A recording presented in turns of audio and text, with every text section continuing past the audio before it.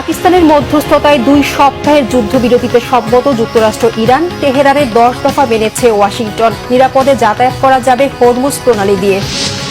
জ্বালানি তেলের সংকট কিছুতেই কাটছে না। যানবাহনের দীর্ঘ লাইন, বাড়ছে ভোগান্তি, রয়েছে পাল্টাপাল্টি অভিযোগ। বাড়ছে হামের ভয়াবহতা। গেল 24 ঘন্টায় 11 জনের মৃত্যু। হাসপাতালগুলোতে রোগীর চাপ, হিমশিম খাচ্ছেন চিকিৎসকরা। দেখছেন ক্রাউন সিমেন্ট সংবাদ শিরোনাম। শুরুতেই আন্তর্জাতিক প্রসঙ্গ। শর্ত সাপেক্ষে 2 সপ্তাহের যুদ্ধবিরতিতে রাজি হয়েছে যুক্তরাষ্ট্র ও ইরান। হরমুজ প্রণালী খুলে দেওয়ার শর্তে ইরানে হামলা স্থগিতের ঘোষণা দিয়েছেন মার্কিন প্রেসিডেন্ট ডোনাল্ড ট্রাম্প। স্থায়ী সমাধানে পৌঁছাতে আজ বৈঠকে বসবে 2 দেশের প্রতিনিধি দল। এর আগে পাকিস্তান সরকারের অনুরোধেই ইরানের 10 দফা প্রস্তাব মেনে নিয়ে যুদ্ধবিরতির ঘোষণা দেন ডোনাল্ড ট্রাম্প। সামাজিক যোগাযোগ মাধ্যম ট্রুথ সোশ্যালের এক পোস্টে ট্রাম্প জানান, পাকিস্তানের প্রধানমন্ত্রী শাহবাজ শরীফ ও সেনাপ্রধান জেনারেল আসিম মনিরের বিশেষ অনুরোধে ইরানের উপর বিধ্বংসী হামলা 2 সপ্তাহের জন্য স্থগিত করেছেন। ইরানের উপর আর কোনো হামলা না হলে যুদ্ধবিরতি মেনে নেয়ার কথা জানিয়েছেন ইরানের পররাষ্ট্রমন্ত্রী আব্বাস আরাকচি। আন্তর্জাতিক জাহাজগুলোকেও হরমুজ প্রণালী দিয়ে নিরাপদে চলাচলের অনুমতি দিয়েছে তেহরান। তবে হরমুজ পার হতে টোল আদায় করবে ইরান ও ওমান। পাকিস্তান জানিয়েছে, শুধু ইরান নয়, লেবাননেও হামলা বন্ধ করবে যুক্তরাষ্ট্র ও তার মিত্র ইসরায়েল। এদিকে 2 সপ্তাহের যুদ্ধবিরতির ঘোষণায় বিশ্ববাজারে প্রায় 15% কমেছে জ্বালানি তেলের দাম।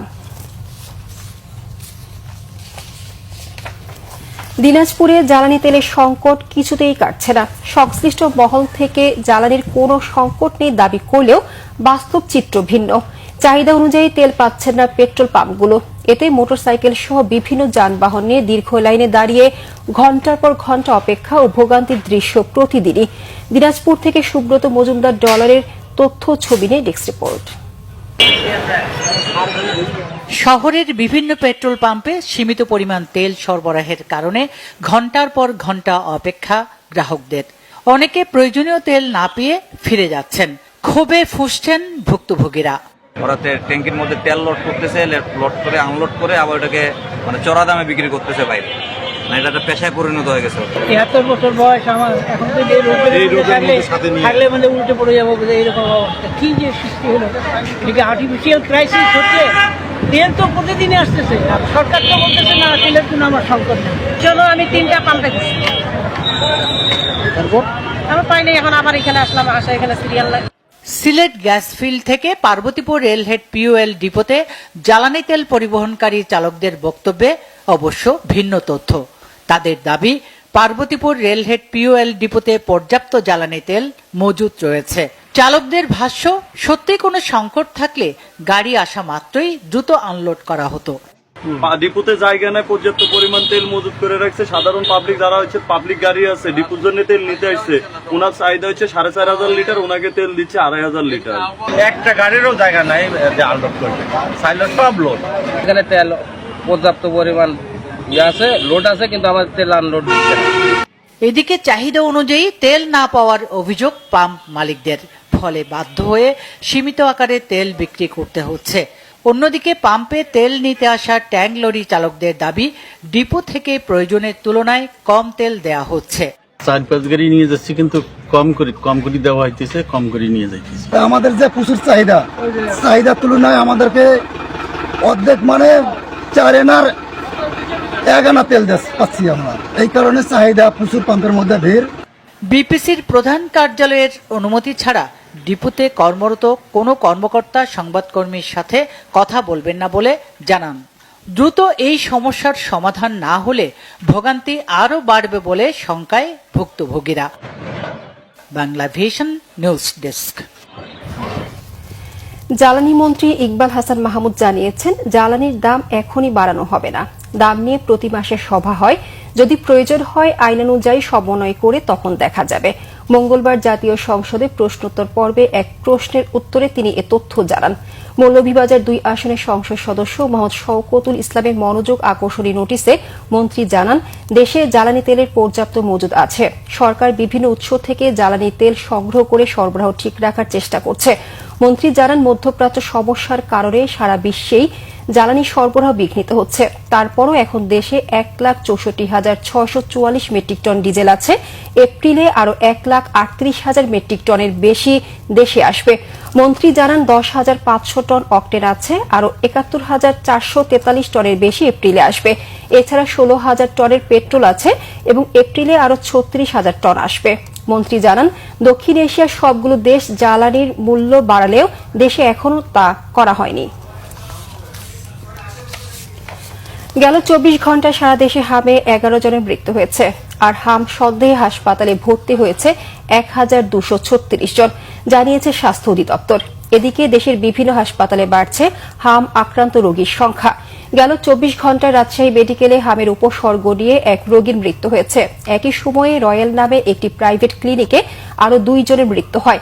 রাজশাহী মেডিকেলে নতুন করে 18 জন রোগী ভর্তি হয়েছে। হামের উপসর্গ নিয়ে 123 জন রোগী চিকিৎসাধীন। শুরু থেকে এখন পর্যন্ত মারা গেছে 43 জন।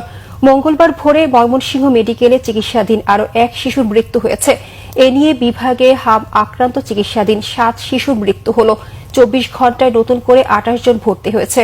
ময়মনসিংহ মেডিকেল কলেজ হাসপাতালে মোট 276 শিশুর শরীরে হাম শনাক্ত হয়। চাঁপাইনবাবগঞ্জে হামের প্রকোপ বাড়ছে। জেলা হাসপাতাল সূত্র জানায় গত 24 ঘন্টায় নতুন করে আরও 22 জন হাম রোগী ভর্তি হয়েছে। চলতি বছরের জানুয়ারি থেকে এ পর্যন্ত জেলায় মোট 446 জন হাম রোগী হাসপাতালে ভর্তি হয়েছে। ক্রিকেট। নির্বাচিত হয়ে বিসিবির সভাপতির চেয়ারে আবারও বসতে চান তামিম ইকবাল। অ্যাডহক কমিটির দায়িত্ব নিয়ে গতকাল প্রথম সংবাদ সম্মেলনে এই তথ্য জানান তিনি। আমিনুল ইসলাম বুলবুলের নেতৃত্বাধীন বিসিবির পরিচালনা পর্ষদ ভেঙে দিয়ে 11 সদস্যের নতুন অ্যাডহক কমিটি গঠন করে দেয় জাতীয় ক্রীড়া পরিষদ। সভাপতির পদে বসেন তামিম। মঙ্গলবার সন্ধ্যায় বিসিবিতে হয় অ্যাডহক কমিটির সভা। মানিক মাহমুদের রিপোর্ট। বাংলাদেশ ক্রিকেট বোর্ডের অ্যাডহক কমিটির সভাপতির দায়িত্ব পেয়ে সন্ধ্যায় বিসিবিতে আসেন তামিম। তার সাথে আসেন কমিটির আরও বেশ কয়েকজন সদস্য। বৈঠকে বসেন তারা ফাহিম সিনহা, আতহার আলী খান সহ বেশ কয়েকজন বিদেশে থাকায় অনলাইনে অংশ নেন তারা। বৈঠক শেষে কমিটির কর্মপরিকল্পনার কথা জানান তামিম। 2026 টি-20 বিশ্বকাপে খেলতে না পারায় বাংলাদেশি ক্রিকেটের যে ভাবমূর্তি ক্ষুণ্ণ হয়েছে তা ফিরিয়ে আনতে চান তিনি। এই লাস্ট 1-1.5 বছরে যে রেপুটেশন ড্যামেজ হয়েছে বাংলাদেশের ক্রিকেটের, এই ক্রিকেটের রেপুটেশনটা ঠিক করা হলো আমাদের সবচেয়ে ইম্পর্টেন্ট।